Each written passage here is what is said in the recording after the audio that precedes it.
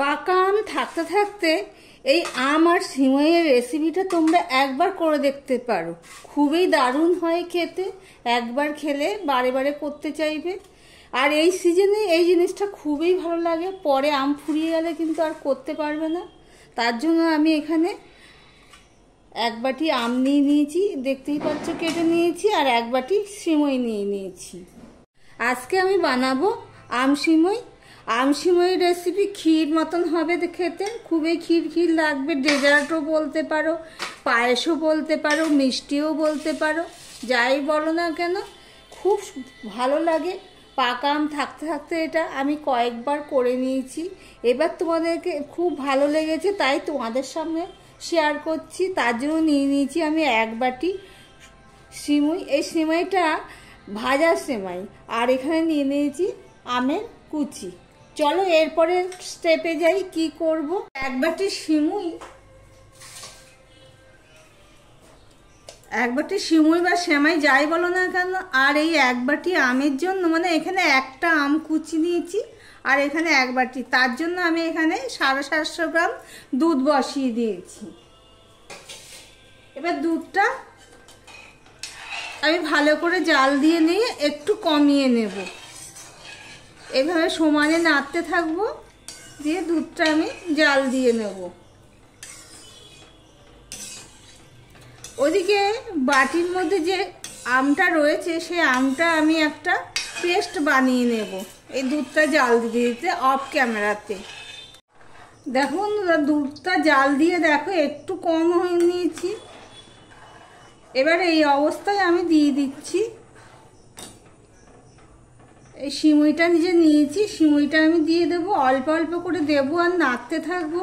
এই পর্যন্ত যারা ভিডিওটি দেখছো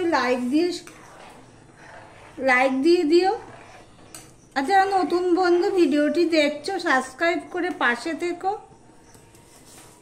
বেল আইকনটা প্রেস করে দিও, তাহলে আমি যখন যখন ভিডিও আপলোড করব তোমাদের কাছে নোটিফিকেশন চলে যাবে, তোমরা তোমাদের সময় মতন দেখে নিতে পারবে। আমি সব সিমইগুলো দিয়ে দিলাম।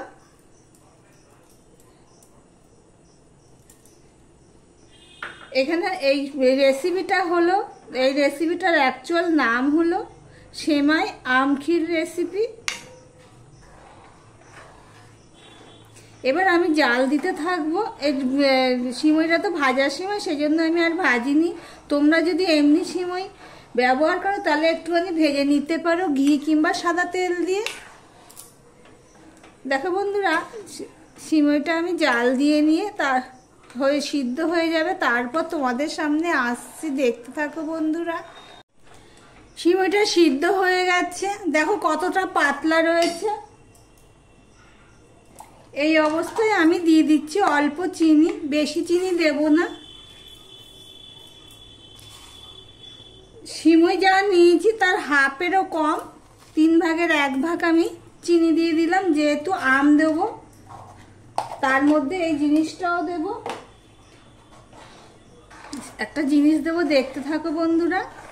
এবার চিনিটা তো দিয়ে দিলাম, এবার আমি দিয়ে দিচ্ছি আমের যে পাল্পটা সেটা আমি দিয়ে দিচ্ছি, একসাথেই দিয়ে দিলাম।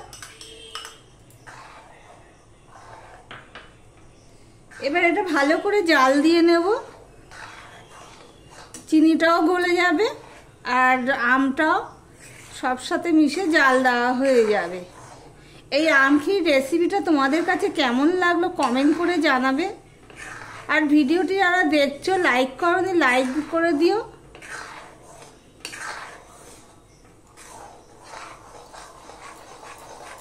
আর এখানে দেখো আমি অল্প ঠান্ডা দুধ নিয়ে নিয়েছি, তার মধ্যে আমি টেস্টটাকে বাড়ানোর জন্য আমি এখানে দিয়ে দিচ্ছি কাস্টার্ড পাউডার, ঠান্ডা দুধে গুলে দিচ্ছি। এতে করে কি হবে, পুরো আরও ক্ষীর ক্ষীর হবে, টেস্টটা আরও বেড়ে যাবে। ভালো করে কিন্তু গুলে নিতে হবে।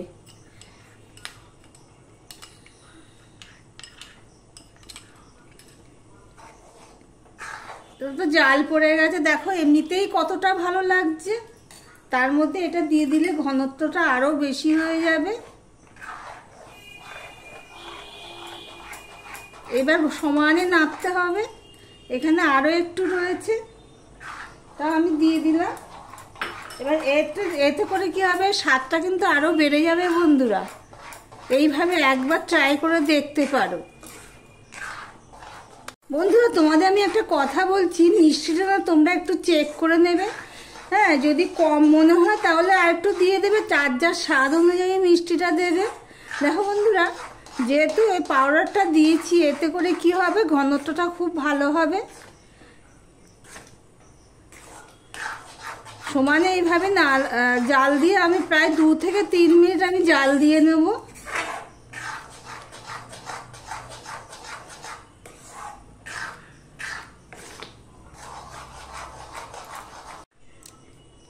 দেখো বন্ধুরা, ঘনত্বটা এরকম হয়েছে। এটা ঠান্ডা হলে কিন্তু আরও জমে যাবে। এবার এই অবস্থায় আমি কাজু বাদাম আর কিশমিশ একটু দিয়ে দিলাম, দিয়ে আর একটুখানি জাল দিয়ে নেব।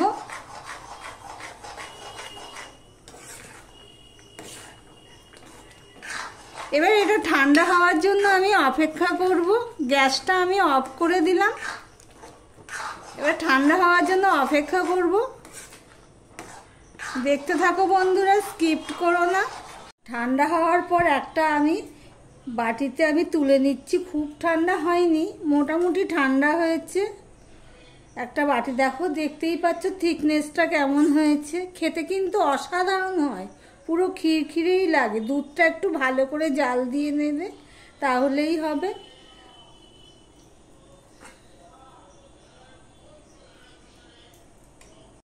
দেখো সম্পূর্ণটা আমার ডিশে বাটির মধ্যে রাখা হয়ে গেছে। এবারে আমি একটু ডেকোরেট করার জন্য আমি কটা আম রেখে দিয়েছি, সেগুলোকে আমি সাইডে সাইডে দিয়ে দেব, দেখতে ভালো লাগবে।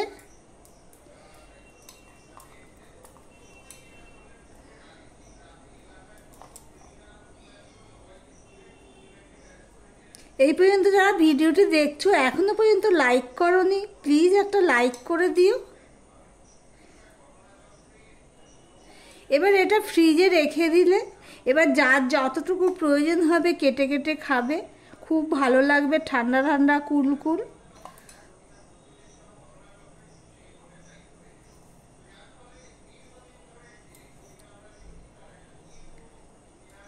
অতিথি আপ্যায়নে এটা ব্যবহার করতে পারবে, তাদেরকে দিলে তারা খেয়ে খুশি মনে খেয়ে নেবে।